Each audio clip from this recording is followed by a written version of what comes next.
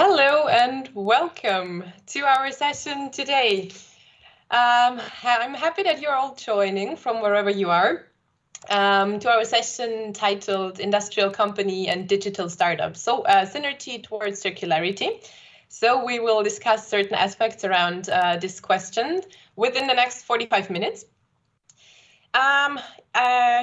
My name is Stephanie Siebra and I'm policy advisor at EUROCHAMBRES, which is the European Association of Chambers of Commerce and Industry. And I would like to thank the European Commission, of course, for hosting us during the EU Industry Days 2022, and also the WKO, the Austrian Economic Chamber, for co-organizing this session together with EUROCHAMBRES. One technical or information, let's say, for you is for questions, and I would encourage you, of course, to ask many of those. You may use Slido, please. At the right bottom corner, you see the code and the QR code. So please just make use of it and ask your questions whenever you feel like having one. This is already it from my side, and as the time frame is quite limited, I would give the floor right away to Ms. Lina Konstantinopoulou. She is Policy Director at EUROCHAMBRES, and she will give us some introductory remarks. Please, Lina, go ahead. The floor is yours. Thank you, Stephanie. First of all, I would like to make a short introduction. Of course, the circular economy offers a systemic response to the climate crisis. It's about rethinking on how we use our raw materials and resources to create a sustainable economy. The circular economy, of course, has moved beyond the proof of concept. We see a number of businesses are already thriving on it. Innovative products, business models, new forms of contracts. But of course, there is still a long way to go. Now, today's world is far from circular, and the trend is, of course, negative to it. At current, of course, companies encounter many difficulties in approaching more circularity, be it of administrative, knowledge, or even financial nature. And of course, the negative and environmental effects of the market activities remain unpriced. We see transaction and operational costs are higher for circular businesses. The demand and supply for secondary goods and materials is still too low. And of course, the innovation within the circular solutions, of course, carries high risks. Now, within this period, we also see that the circular economy has taken, of course, center stage in the European policy debate, and we are, of course, very much welcome the European Commission Circular Economy Action Plan, which is, of course, paving the main building block of the European Green Deal.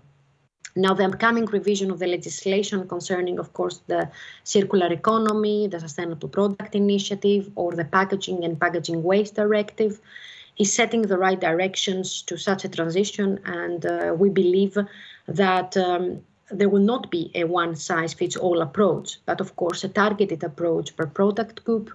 And of course what we need is an equal treatment of products within and outside the EU to ensure that. Now, on another note, we believe that it's important to have a harmonized and coherent legislative development at the European level to avoid any, let's say, patchwork implementation at the member state level.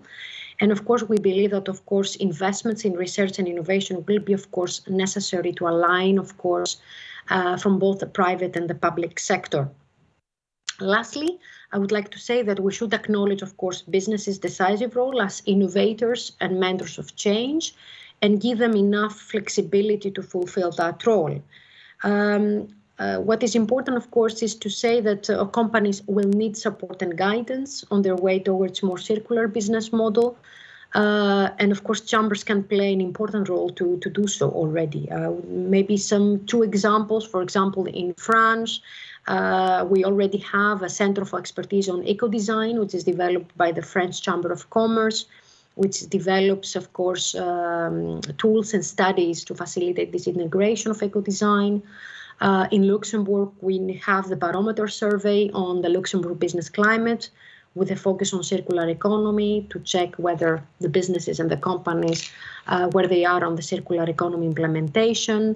And of course, maybe somewhere beside Europe in Serbia, we have the Academy of Circular Economy. So this is just some examples of chamber services where you can find them, of course, at the EuroChambre report that we have published, Chambers for a Circular Economy. That is also important, and we can share, of course, after the end of this session. Now, to conclude, we definitely need all to contribute to that process in the circular transition. Companies, chambers, consumers, the public sector, and we need, of course, to enable exchange of ideas. And I'm happy that this dialogue is today taking place. And I will leave you now to continue with this session, and looking forward to the results. Thank you, Stephanie, for that.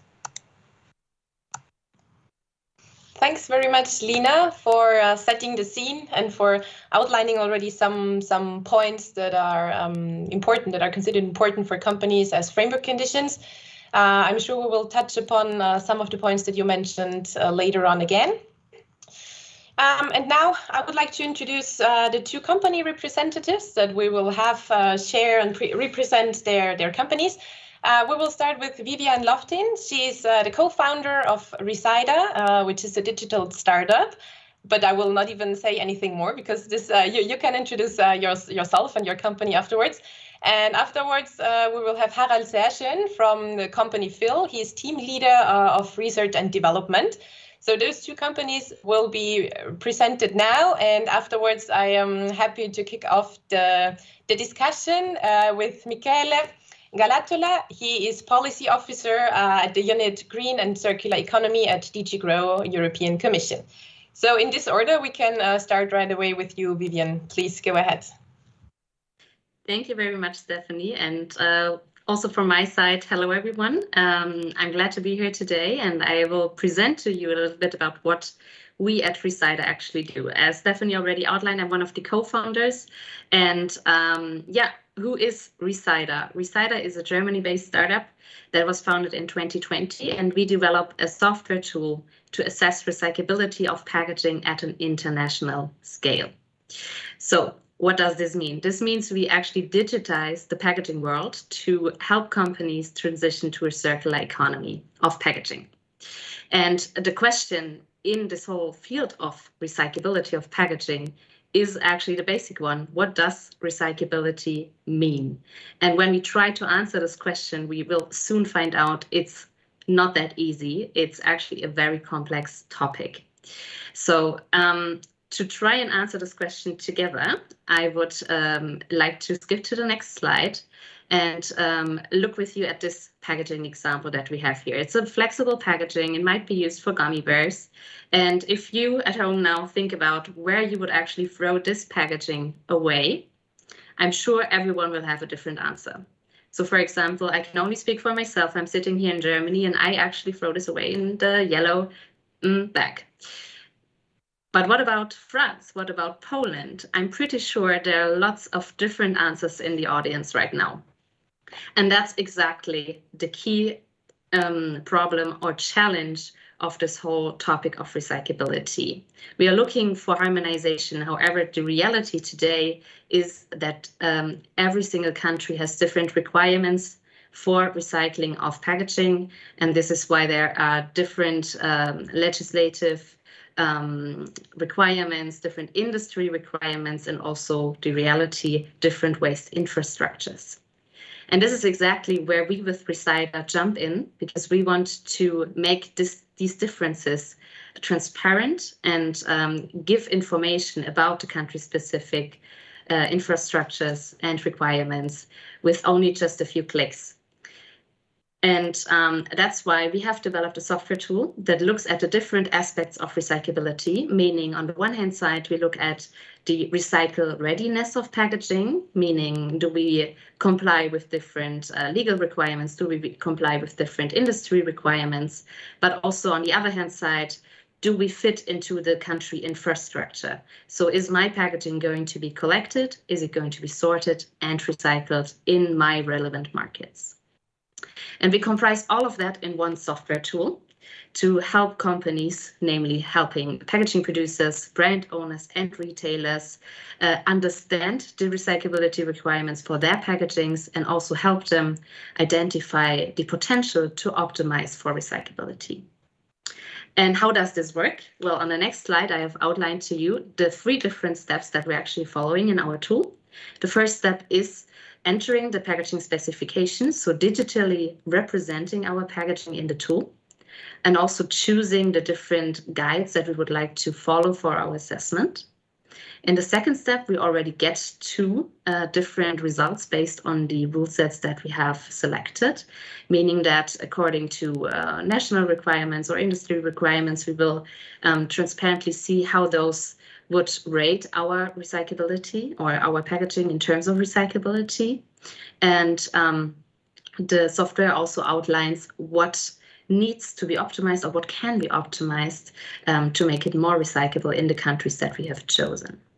And the third step is not actually a step, it's basically scaling this up because we can do this whole process for individual packagings, but we can also do it for tens of thousands of packagings at once, meaning that when we look at brand owners, retailers, they usually have a lot of different packages, and going through every package individually would take us a lot of time, which is why with this digital approach, we can actually use mass data processes to make it very efficient, to help companies benchmark their packaging portfolios in terms of recyclability, to help them identify weak spots and track over time what changes, meaning we see in countries a lot is developing, hopefully also for the good, but we see a lot of good things happening, and we help companies track this and actually understand what this means, what those changes mean for their packaging specifically. So to summarize, Recyder supports packaging producers, brand owners, and retailers understand recyclability at an international level, and we help them optimize the recyclability of their packaging. And we do so with data and digitalization. And in this way, we create transparency in this complex field of recyclability, and we help them create efficiency in handling just a lot of data. And therefore, I'm happy to be here because we have created Recyder not alone. We have always created or developed our software in collaboration with business partners. And therefore, I'm really happy that we have the session here today, which exactly shows the synergies that can be created when business and startup come together. So I'm looking forward to our panel discussion. So thank you for your attention. Thanks to you, Vivian. You did a great job in making us understand a quite complex thing, actually, in 5-6 minutes. I don't know. So good job. I have a good overview. And yeah, I mean, you just made the perfect link. What comes out when startup and businesses come together. And now let's go to the business side if you want. So an established manufacturing company, Phil. And I would give the floor to you, Harald, to present us what you are doing, which is quite different. Yeah, thank you. So Vivian talked about the product itself and the following of the product. We at Phil are a machine builder, and please bring the first video of Phil company so that you get an impression. So here it is. So you see, this is our facility. We were founded in '66, and by now we are 950 employees, and we are building machines for production systems, automation. So, and we began to grow and also started to build a conference room to invite our customers, to invite the network, to build up new concepts, new sustainable ways for production systems, where experts and technicians can meet.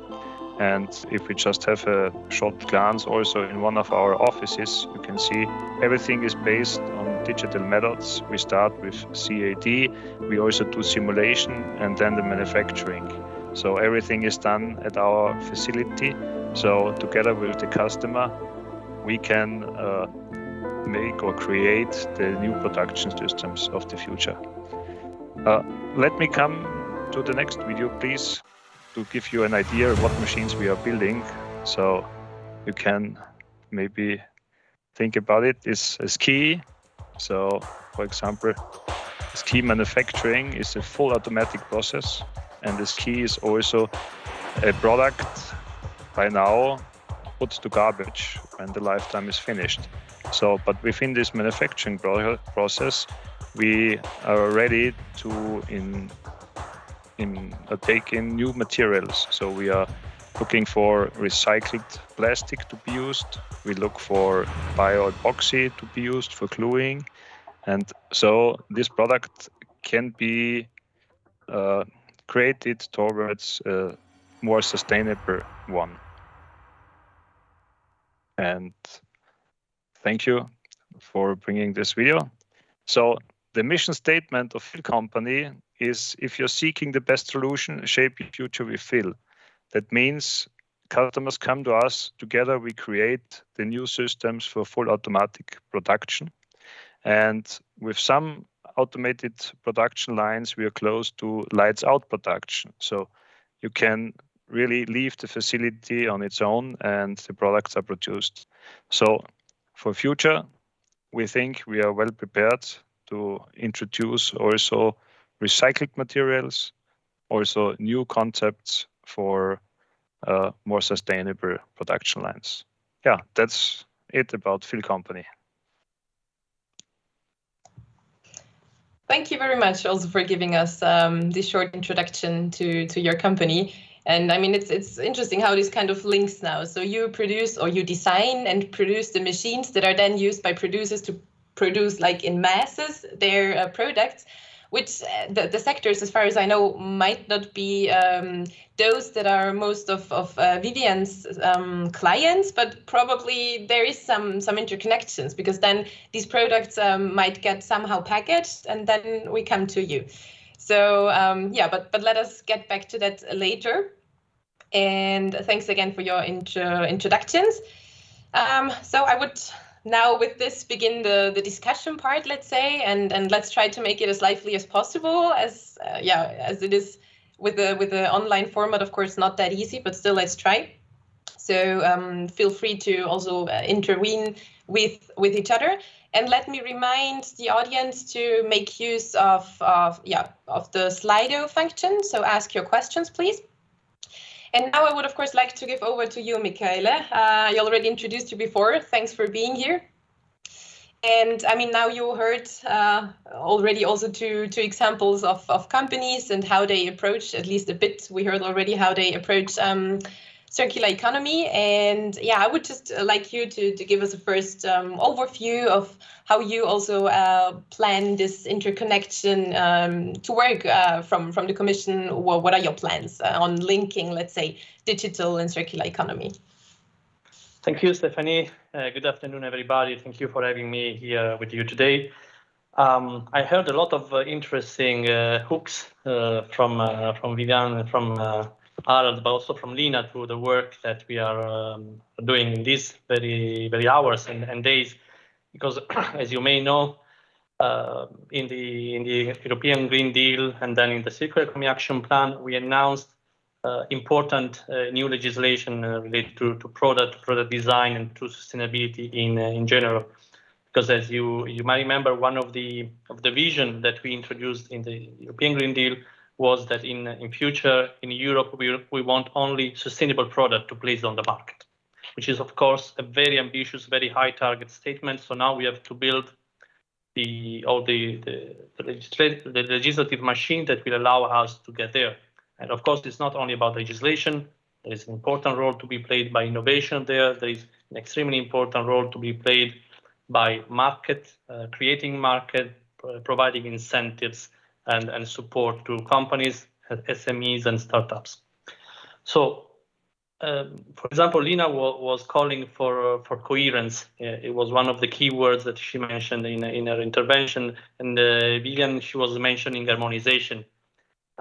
For us, these two words, of course, are very important in the context of what we are doing, in the context of the green and digital, which is especially for us in DG Grow and for my Commissioner Breton, one of the leading principle. We kind of reduce it or streamline through the concept of interoperability. For us, interoperability is one of the essential elements that we need to bring in, because we are still working in a world made of silos, usually around sectors. But we know that if we want to digitalize the value chains, we need to have systems, digital system and legislation that work horizontally, not vertically. That is why we have interoperability as one of our key mantra. The other thing that is, we think, very important to in direction of increasing the circularity of our economy is the concept of traceability. I mean, everybody knows how important is transparency and traceability of information along the entire supply chain. Until now, this concept has not yet been implemented systematically, I would say, in the legislation, because it's not only politically difficult to agree upon, but it's also extremely challenging from a technical viewpoint to implement this end-to-end traceability, as experts name it. But now, in the context of future legislation that we are now finalizing, we may do some clear step in that direction. At least that is the intention. That is what we are now discussing at the technical level. And traceability is important because it is an enabler for recyclability. It is important from the recyclability perspective because it gives you the information that you need to have in order to decide if you can add recycled content into your material or not, because often there are chemicals that are hindering recycling process. So it is important for the recycled content. It is important to understand how much recycled content is a certain product can have, because sometimes we hear a political statement about, yes, we need to increase recycled content. Fine, as an objective, but then we need a product by product discussion, because not for all products having an high recycled content makes sense from a technical viewpoint.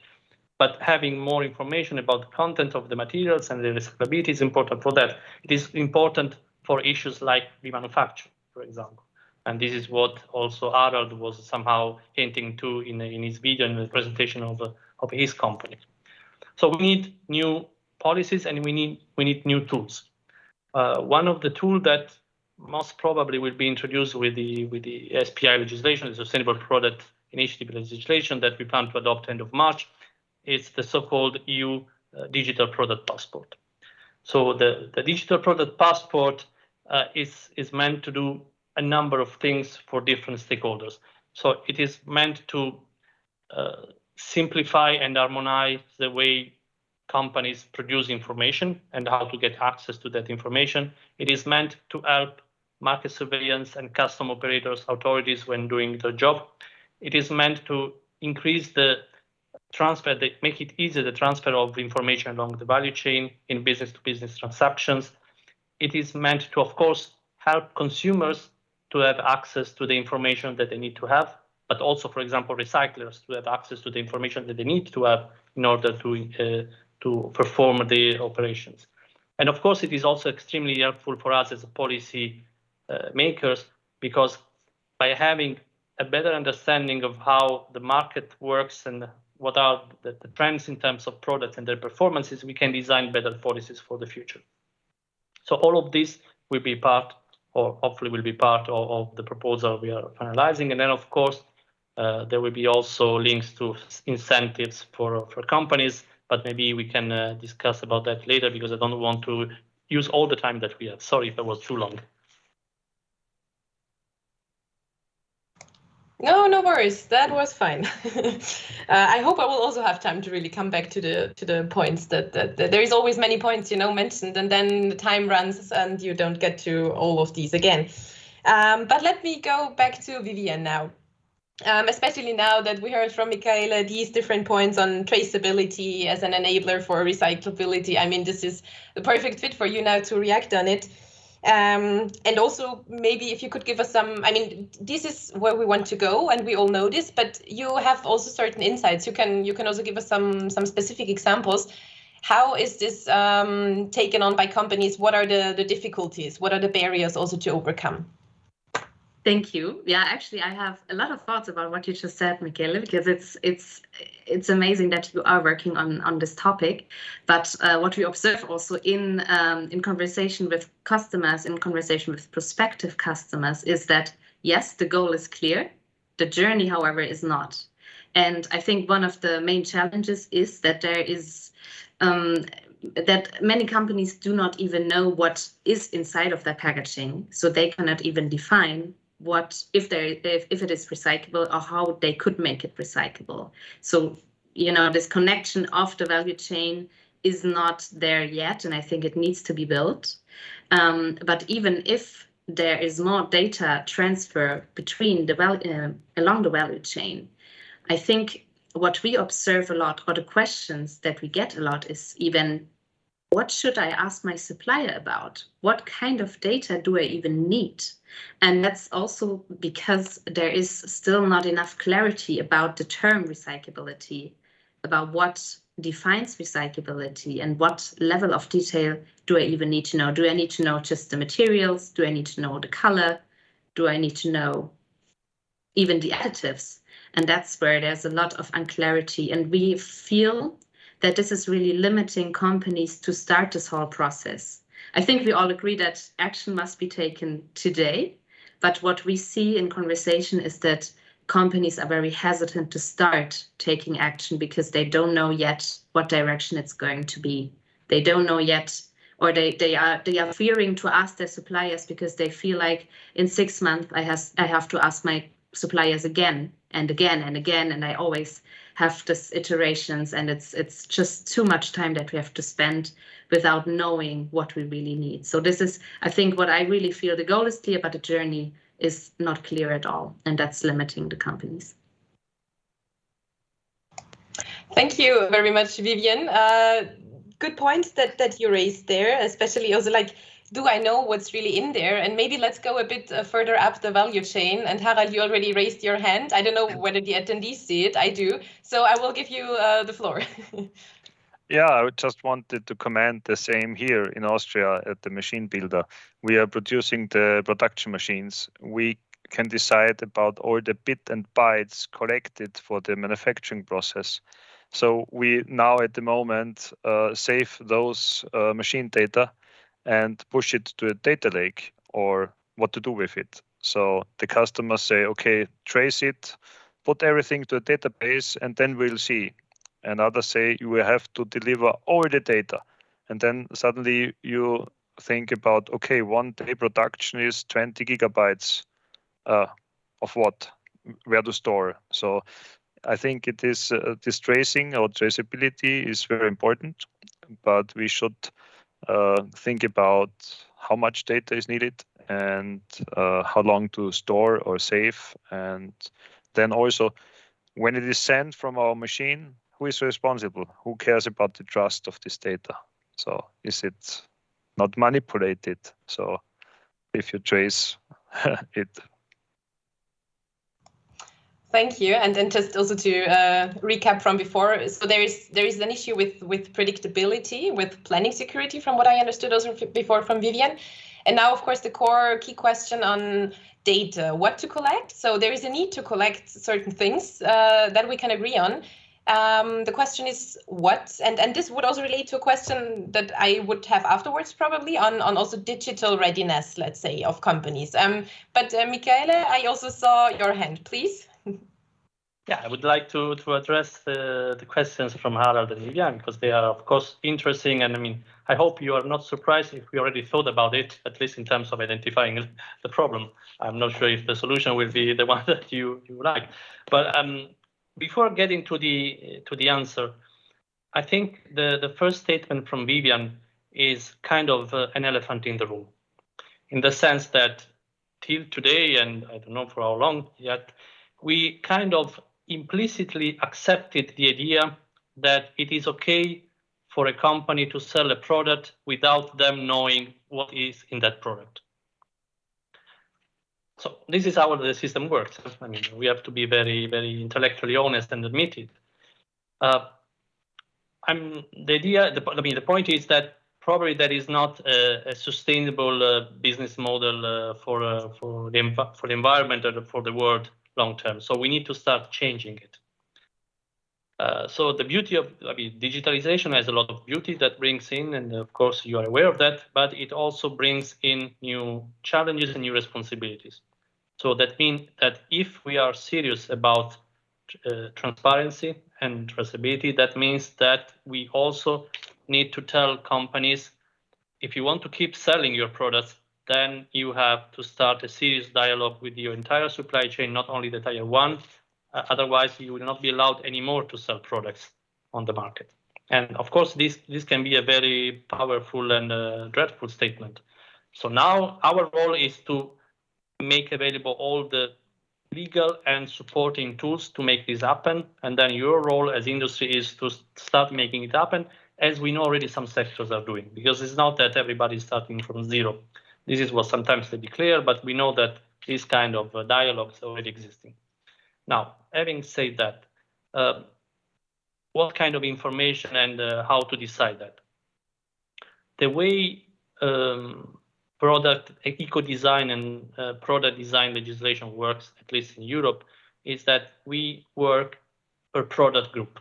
So we identify a certain product group, and then we define the technical requirements that apply to that product group. The idea is to do the same also when it comes to the digitalization of information and the product passport.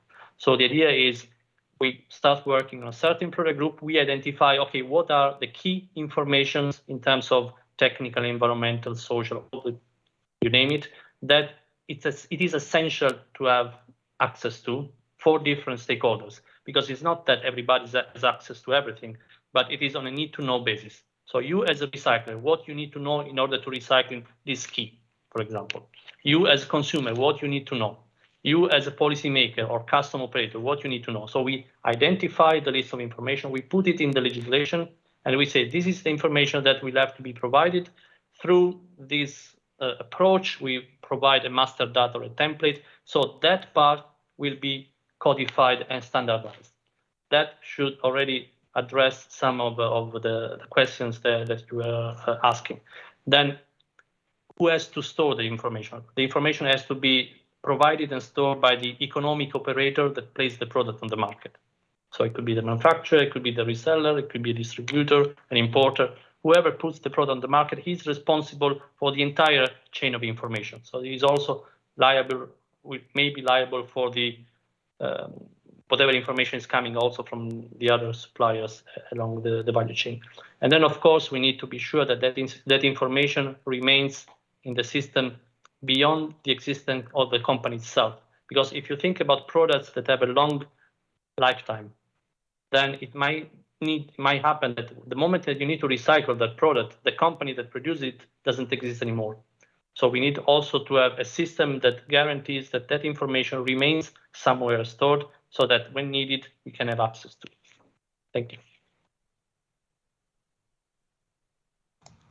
Thanks a lot. I already saw a hand again. You took it really seriously to make it lively, so that's good. Yeah, Harald, and then I have another question for Vivian. You're muted. Okay.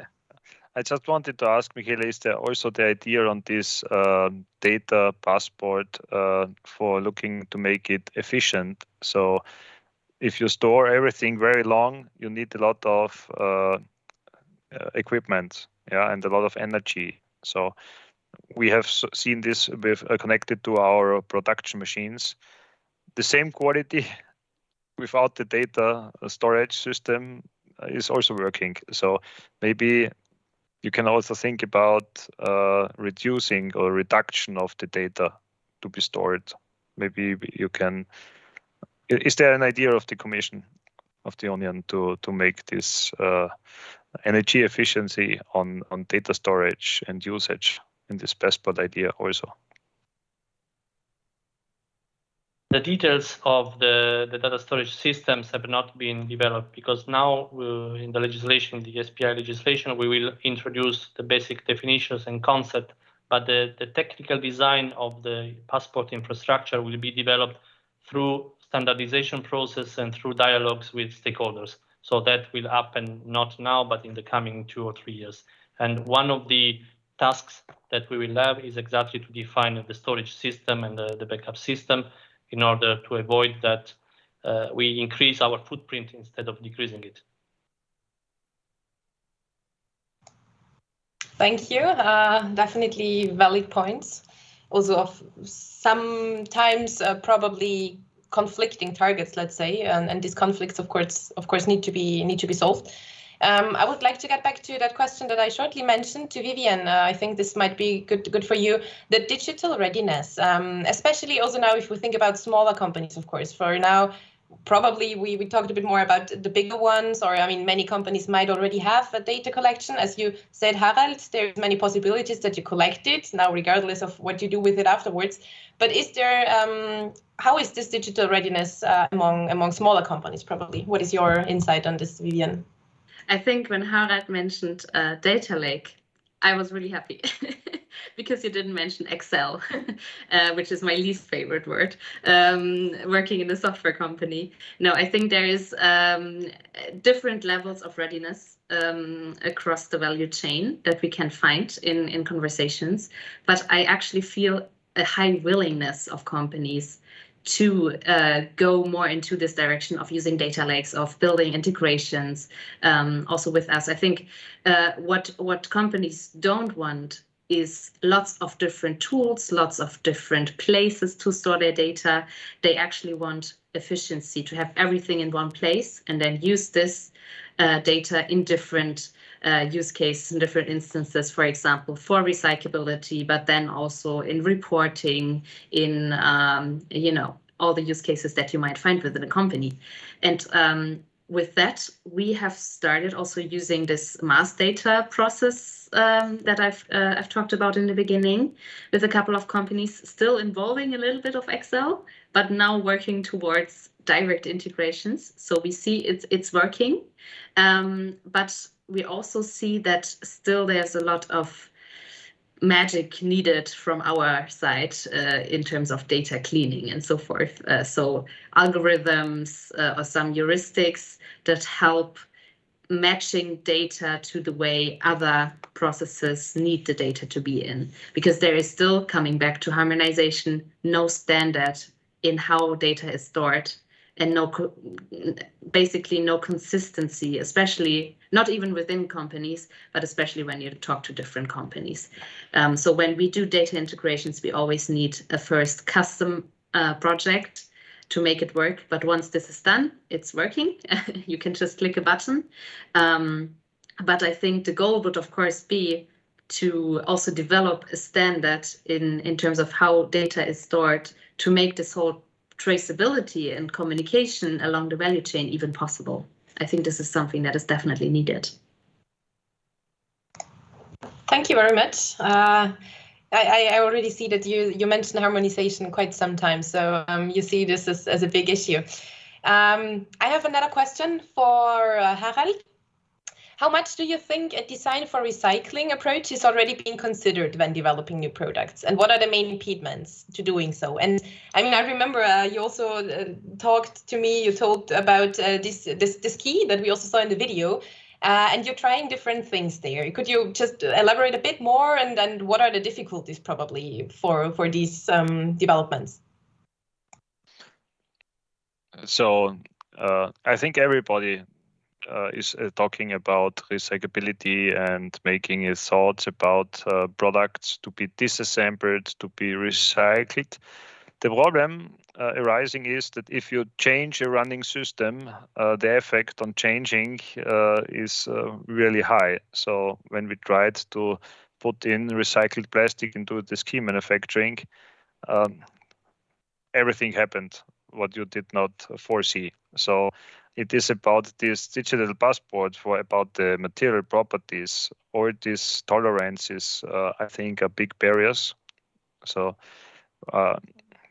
the running systems, all the known processes, they are capable to be run with very wide tolerances. But if you go to these new materials, you have big barriers to introduce this into the production. Thank you very much. I guess this is also related with these secondary raw material markets, let's say, and having a secondary raw material that is equally reliable, let's say, as primary materials. Yeah, Vivian, you're reacting, and afterwards I would like to give the floor to Michaele probably again. Yes, please. Yeah, I just wanted to build on top of what you just said. Never change a running system, because I think we all know that sustainability is very high in the agenda, but I think what is sometimes missing to really change something is also just the financial attractiveness of sustainability, because only then, of course, things are going to be changed. Also, when people know this packaging might be way more sustainable, or it can be recycled in a country, whereas my current one cannot be.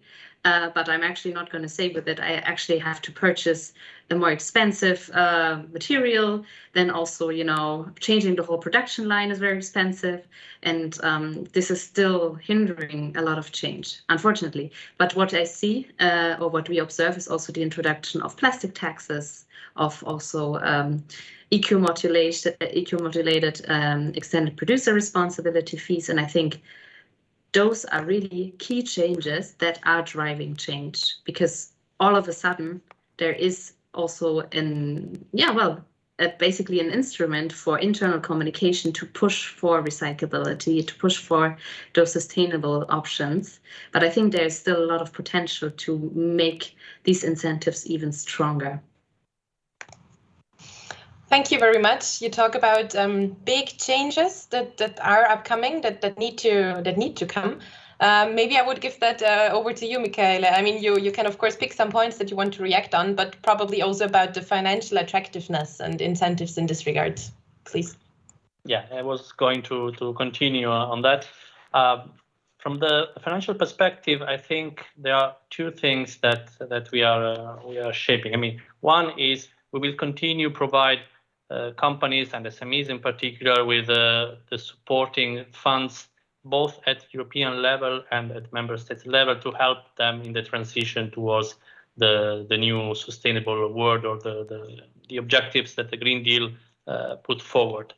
In the SPI legislation, we are considering having both type of incentives. So have incentives, I mean, the funds managed by the Commission, where we can give directly the funding, with some kind of preferential requirements for the companies that will be required to do changes in relation to this new legislation, but also suggesting to member states to also dedicate dedicated funds for these companies. And then, of course, it is necessary, but it's not sufficient.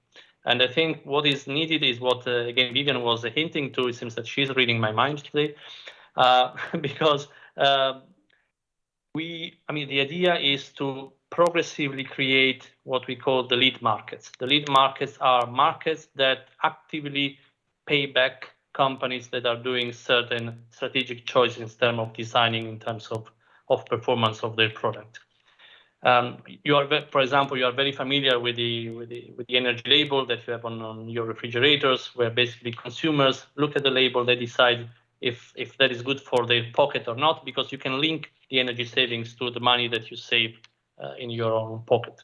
Now, that concept is extremely powerful, and we are considering translating that into other things that are not only energy related. So to create, when it makes sense, classes of sustainability performance or classes of environmental performance attached to products, and then to link the performance of the product compared to these classes to incentives, financial or other forms of incentives, maybe through procurement activities, green procurement and others, in order to create new markets for these products. This is one way of doing so, rewarding the excellence. And then, of course, there's the other way of creating lead markets, which is acting on the bottom part of the distribution curve of products. So taking out of the market the worst performing products. And this is, again, something that we are starting to do, not only based on the performance of the product itself, but also based on the entire value chain. So how clean was producing a certain product beyond what is already in terms of technical characteristics of the product. So by doing that, if we do both things at the same time, we create these lead markets, because you cut out the worst and you reward the better performance. Thank you very much. This was just in time. I'm really sorry, time is flying, and I actually planned to have you all answer a short last question, but I'm afraid we won't be cut off, and I don't want this to happen. So I will just sum it up. I think it was interesting to hear your different perspectives and points of view, and the points you raised, definitely interesting. I hear we will need to work together a lot. We will need a lot of financing for sure for technology shifts that are needed. We will need a lot of clarity, harmonization among the different member states, and definitely think about in detail also which data is needed for all of such a change to happen. So yeah, again, I'm sorry, it's already over. I thank you very much for having participated during the session and for making it as lively as possible. You really did that. Yeah, and I wish you a nice afternoon. Thank you. Thank you. Bye.